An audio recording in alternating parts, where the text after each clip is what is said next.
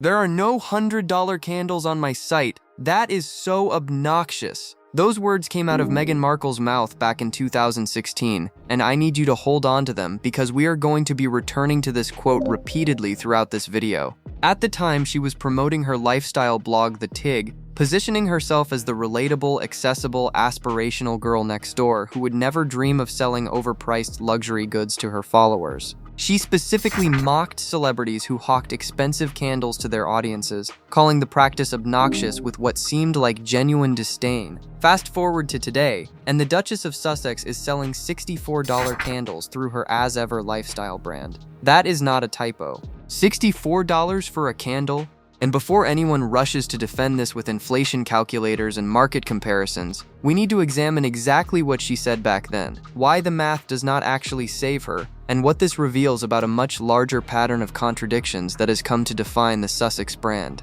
The Tig was not just some random blog that Meghan happened to run. She built her entire pre-royal identity around it, crafting an image of someone who understood what regular women wanted and could actually afford. Her own words describe the site as being like talking to a girlfriend, conversational and inspiring. She positioned herself as fundamentally different from those out-of-touch celebrities who wanted to separate their followers from their hard-earned money through overpriced products they did not actually need. When she made those comments about obnoxious $100 candles, she was not speaking off the cuff. This was her brand philosophy, her entire value proposition to the audience she was cultivating. The Tig Meghan would have roasted anyone selling $64 candles to regular women and calling it accessible. That Meghan seems to have vanished entirely, replaced by someone who apparently sees no irony whatsoever in becoming exactly what she once criticized. The transformation would be fascinating if it were not so thoroughly documented by her own previous statements. When criticism emerged about the obvious contradiction between Meghan's 2016 comments and her current pricing,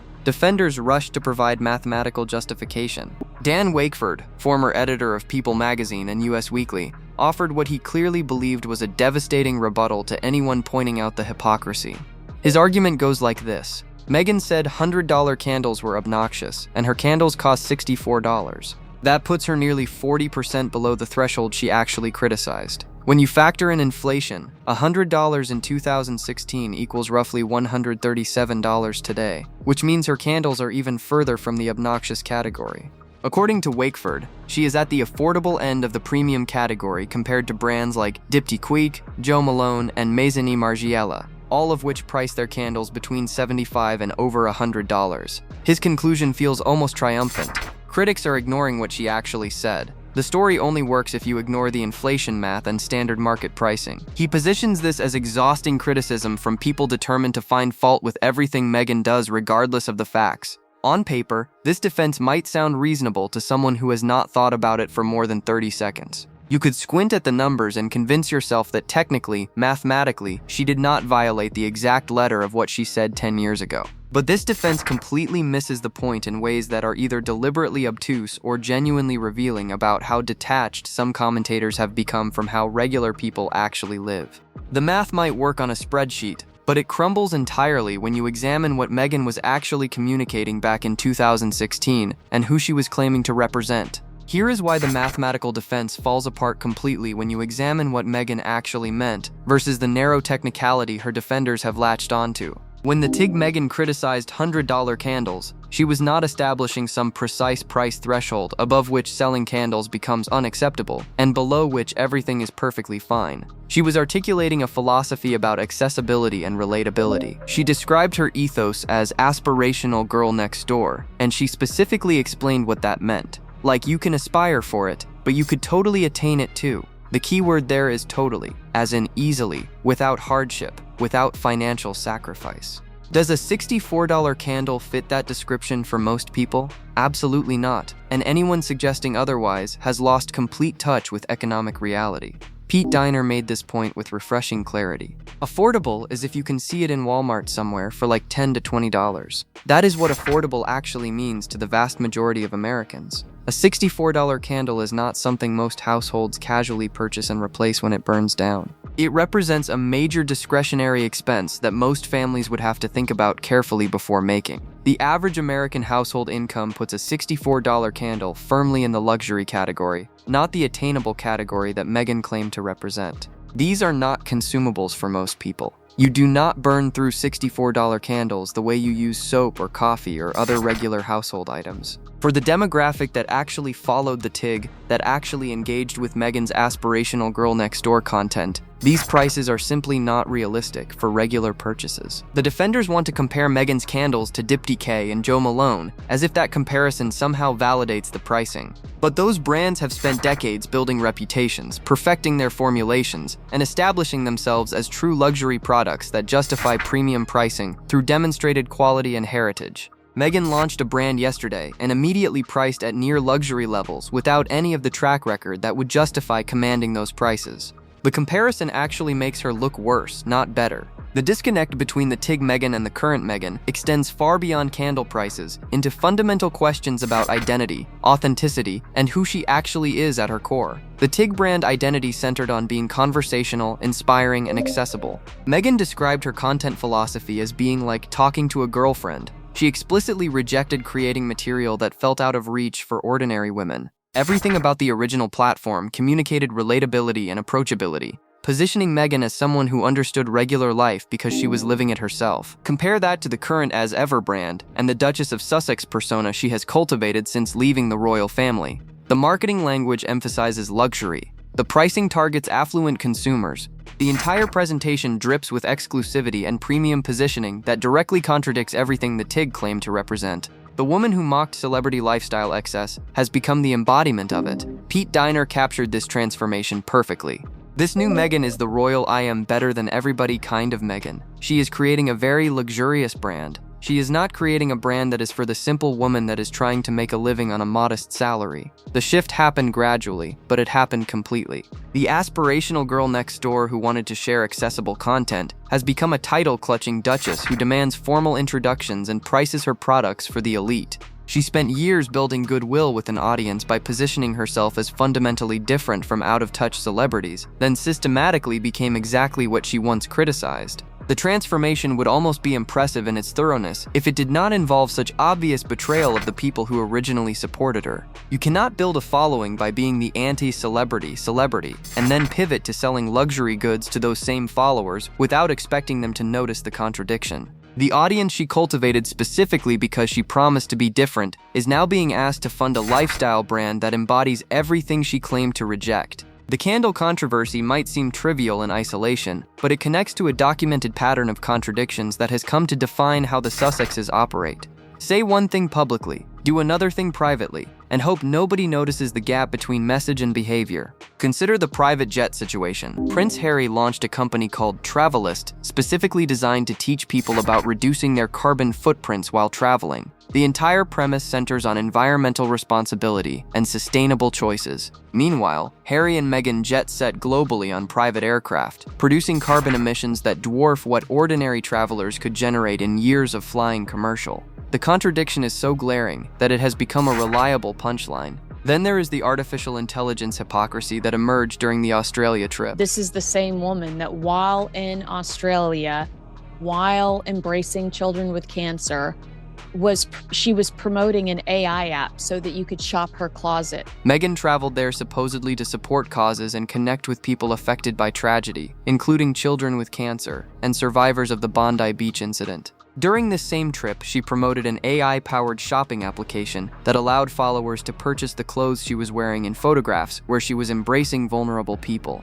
Days later, she delivered a speech in Geneva warning about the dangers of AI to children and society. The cognitive dissonance required to do both of these things within the same month is genuinely astonishing. Most recently, Meghan gave an impassioned speech about protecting children from online dangers, lecturing her audience about being intentional with every like, comment, post, and share. She positioned herself as an advocate for child safety in digital spaces. This speech came within days of her posting yet another photograph of her own daughter Lily on Instagram, exposing a child who cannot consent to that content being shared with millions of strangers. As commentators have pointed out, if you are genuinely concerned about protecting children online, you would not be exposing your own children in any way, shape, or form to the internet. These are not isolated incidents that can be explained away as coincidences or misunderstandings. They form a clear pattern of public positioning that directly contradicts private behavior. The quality issues surrounding the As Ever product line deserve examination because they cut to the heart of whether premium pricing is even remotely justified. Reports have emerged of candles being shipped to customers without wicks. Read that sentence again. Candles without wicks. The basic functionality of a candle depends on having a wick, and customers have reportedly received products that fail this most fundamental requirement. At $64 per candle, you would reasonably expect not just a wick, but exceptional quality control, luxurious packaging, and a product that justifies paying 4 to 6 times what a standard high-quality candle costs at regular retailers. When Jo Malone charges premium prices, they deliver decades of perfume-making expertise, consistent quality, and brand heritage that supports the cost. When Diptyque commands high prices, customers know they are purchasing from a company with over 60 years of demonstrated excellence in home fragrance. These brands earn their premium pricing through track records of quality, not through titles or celebrity associations. Meghan has attempted to command comparable prices from day one without any demonstrated excellence, without years of satisfied customers, and without the quality control systems that established luxury brands have refined over decades. The approach assumes that her name and title alone justify premium pricing regardless of whether the products actually deliver premium quality. When customers receive candles that literally cannot be used as candles, the entire value proposition collapses. Charging luxury prices while delivering substandard products is not just bad business practice. It confirms every criticism about the gap between Meghan's presentation and reality. The pricing strategy reveals a fundamental confusion about who the target market actually is, creating a product line that seems designed to satisfy nobody. Genuine luxury brands operate on a specific formula. Their products are aspirational and exclusive, making buyers feel special for owning something that most people cannot access. The customer base consists of affluent consumers who want to signal taste and status through their purchases. The pricing creates barriers that reinforce exclusivity, and the brand positioning never pretends to be accessible to everyone. The Tig Meghan built her following on exactly the opposite premise. Accessibility, relatability. The girl next door who understood that regular women could not afford ridiculous prices for basic items. Her audience consisted of women who wanted lifestyle inspiration from someone who seemed to understand their actual lives and budgets. That was her entire value proposition, the thing that made her different and worth following. The As Ever pricing alienates the original Tig audience completely. $64 candles are not accessible to women living on modest salaries. But the brand also lacks the fashion industry credentials, the heritage, and the established reputation needed to compete in genuine luxury spaces. Meghan exists in an uncomfortable no man's land, too expensive for her natural base and not prestigious enough for actual luxury consumers. The fashion industry has noticed this positioning problem. Reports suggest Dior wanted Harry for promotional purposes but showed no interest in partnering with Meghan. Cartier reportedly passed on opportunities to associate with her brand. These are companies that understand luxury positioning, and they have apparently concluded that the Duchess of Sussex does not fit their market. When actual luxury brands decline association, the premium pricing looks increasingly unjustifiable. The candle controversy serves as a perfect microcosm of the larger authenticity problem that has plagued nearly every Sussex venture since leaving the royal family. The Netflix cooking show failed in major part because viewers simply could not believe Meghan actually made the jam herself. Audiences possess reasonable skepticism, and when someone presents content that contradicts what they observe about that person, engagement collapses. People watched Meghan stirring pots and talking about homemade products while suspecting that none of it reflected her actual daily life. The disconnect between presentation and perceived reality undermined everything the show attempted to accomplish. Do you remember last year when Markle sat down with Harper's Bazaar and there was all that sort of hoo-ha about her doing the glossy mag? And many people suggested that this wasn't because she couldn't get American Vogue. The Harper's Bazaar relationship reportedly soured after Meghan insisted on being introduced to the journalist as Meghan, Duchess of Sussex, in what was apparently meant to be a casual interview setting. The journalist included this detail in her coverage, and the moment went viral for all the wrong reasons. Plans that had been discussed for ongoing collaboration, including potentially a monthly column where Meghan would share lifestyle recommendations, apparently evaporated after the negative response to the formal introduction demand. Each venture reveals the same fundamental gap. Meghan presents one image to the public while her actual behavior contradicts that presentation. The cooking show says humble home cook, but everything surrounding it screams professional production and lifestyle fantasy. The magazine interview says approachable modern woman, but the title demand says insecure about status and desperate for validation. The online safety speech says advocate for children, but posting her own children for public consumption says willing to exploit them for attention. When every venture reveals the same pattern, it stops being bad luck and starts looking like a fundamental character issue that no amount of PR management can resolve. The timing of the As Ever launch and the desperation behind its pricing becomes clearer when you examine what has happened to the Sussex operation over the past 2 years.